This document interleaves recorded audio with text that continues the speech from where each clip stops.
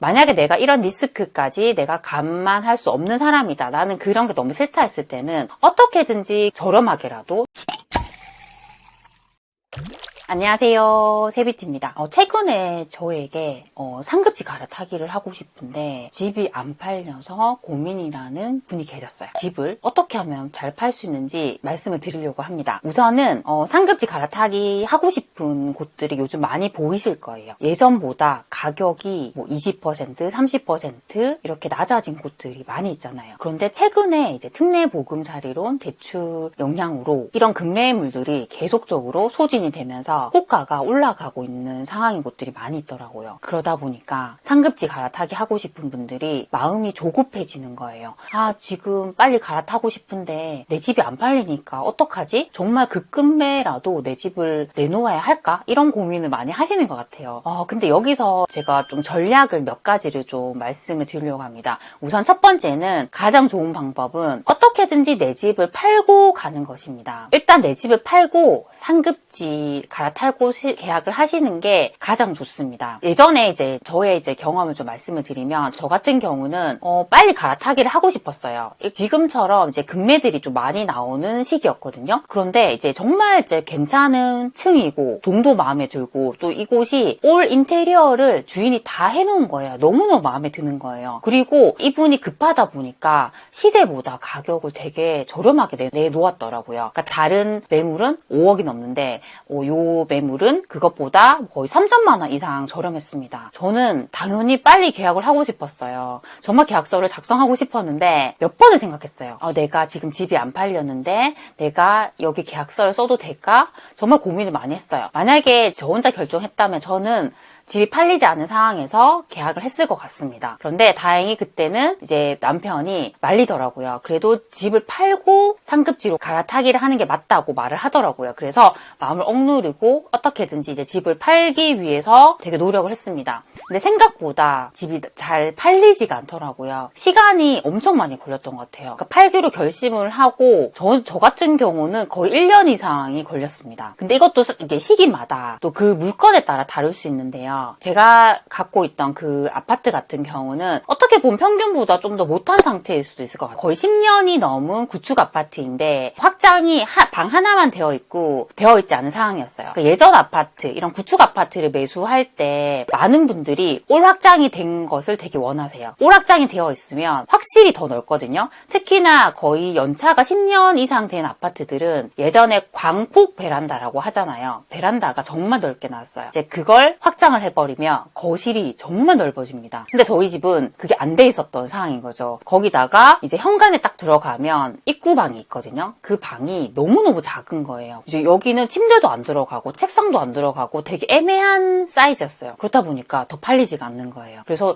그때 느꼈던 게 이 집이라는 게 내 생각보다 잘 안 팔릴 수도 있구나. 정말 섣불리 내가 갈아탈 곳에 계약부터 하면 안 되겠구나. 그런 생각을 되게 많이 했습니다. 근데 저는 어떻게든지 집을 팔긴 팔았습니다. 그렇게 팔 수 있었던 것은 첫 번째로 제 욕심을 내려놨습니다. 제가 살던 그때 그 아파트 같은 경우에 33평 기준으로 거래가 되는 가격이 거의 3억 1천, 3억 2천 이 정도 선이었어요. 근데 저는 마지노선이 3억 정도였어요. 내가 절대 3억 이하로는 팔지 않겠다라는 생각이 있었습니다. 근데 워낙 시기가 안 좋다 보니까 3억 밑으로 거래가 되는 물건들이 나오기 시작하더라고요. 처음에는 저는 팔기 싫었어요. 3억 이하로 팔 것이라면 난 절대 팔지 않겠어라는 저의 막 그런 욕심을 부린 거죠. 근데 그렇게도 집이 안 팔리니까 결국에는 그 선을 낮추게 되더라고요. 3억 이하라도 정말 내 집을 원하는 사람이 있으면 난 팔아야겠다라는 생각을 하게 됐어요. 그렇게 하면서 마음을 내려놓으니까 되게 편하더라고요. 이게 집이 안 팔리는 시기에는 만약에 우리가 갑과 을의 관계라 했을 때는 집을 사는 분들이 갑이 됩니다. 보통 집을 보러 올 때 집을 보고 나서 마음에 들면 소장님으로부터 연락이 올 거예요. 이 아파트 얼마까지 해줄 수 있나요? 라고 물어요. 그러면 예전에는 어떻게 말씀을 드렸냐면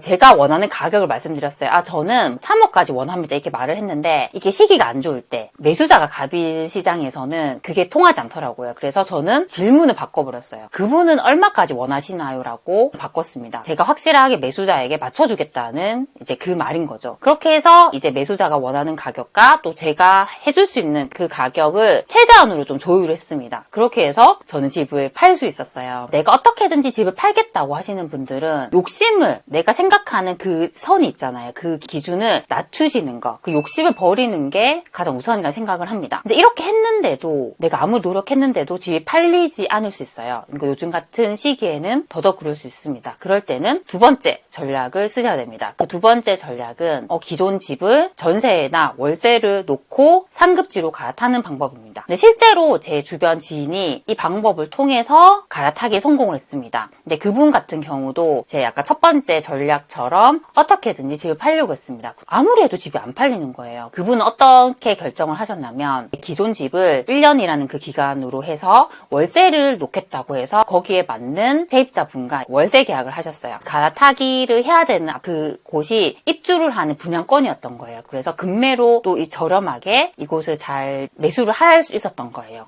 그렇게 된 상황이었는데 이제 정말 이분이 운이 좋게도 그 월세를 사시는 분이 1년이 지났는데 이분이랑 이렇게 얘기가 잘 통해가지고 그 월세를 사시는 분이 그 집을 매수를 하는 걸로 되셨다 하더라고요. 만약에 우리가 기존 집이 안 팔려서 전세나 월세를 놓고 갈아타기를 하게 됐을 때 가장 좋은 케이스가 그 기존에 사는 세입자분이 그 집을 사주는 거예요. 근데 이게 뭐 그렇게 많은 케이스는 아니지만 이렇게 되는 경우도 많더라고요. 근데 저는 세입자분들도 거의 두 가지 경우가 있는 것 같아요. 정말 평생을 무주택자로 살겠다는 분도 있는 것 같고요. 두 번째 케이스는 내가 집을 사고 싶지만 내가 당장 뭐 돈이 준비가 안 돼서 집을 매수할 수 없는 전세나 월세를 살아야 되는 분들도 있더라고요. 저는 임차 계약을 할 때 보면 대략적으로 그런 분들이 보이는 것 같아요. 그러니까 저 같은 경우도 전세를 놓고 있는 집이 있거든요. 전세 계약하면서 이야기를 들어보니까 이분들이 한 번도 내 집을 가져본 적이 없더라고요. 그 평생을 계속 전세만 사셨어요. 아이들도 거의 뭐 고등학생 정도 됐더라고요. 제가 이제 그분과 얘기하면서 느꼈던 건 아무리 이분들은 돈이 있어도 집을 사지 않겠구나라는 생각이 들었더라고요. 근데 반면에 그게 아니라 지금 일시적으로 또 집 전세를 사는 분들이 있습니다. 그런 분들에게는 나중에 계약이 만료가 됐을 때는 설득을 해볼 수 있는 거죠.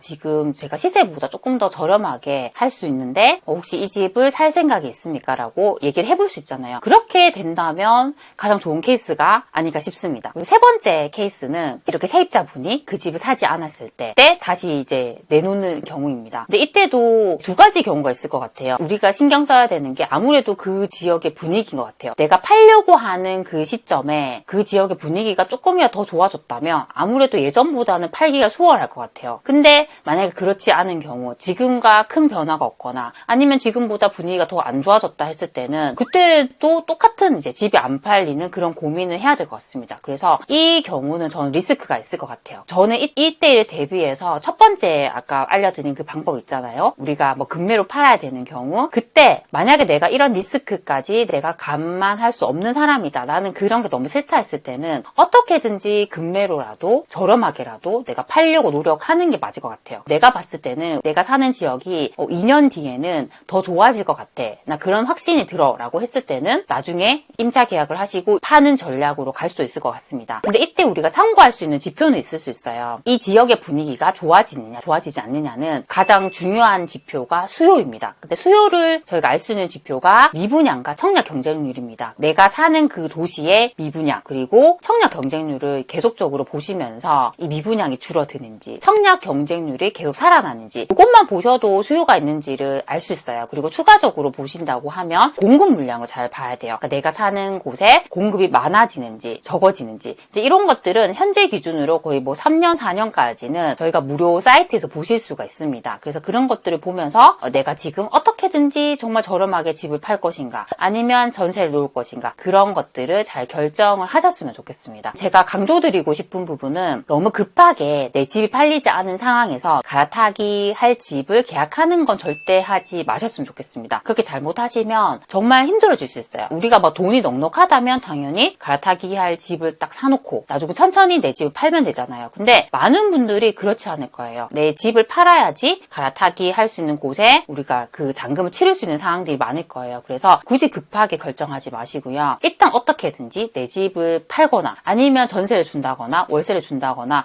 뭔가 요걸 확실하게 해결을 해두고 내가 갈아타기 할 곳을 계약을 하는 전략을 가장 추천드리고 싶습니다. 그래서 오늘은 내가 상급지 갈아타기를 하고 싶은데 집이 안 팔려서 고민하시는 분들에게 제가 3가지 정도의 전략을 알려드렸습니다. 앞으로도 상급지 갈아타기에 대한 여러 가지 가지 좀 전략들에 대해서도 많이 말씀을 드리도록 하겠습니다. 항상 제 영상을 시청해줘서 정말 감사드립니다. 그럼 우리 다음 시간에 만나요. 안녕.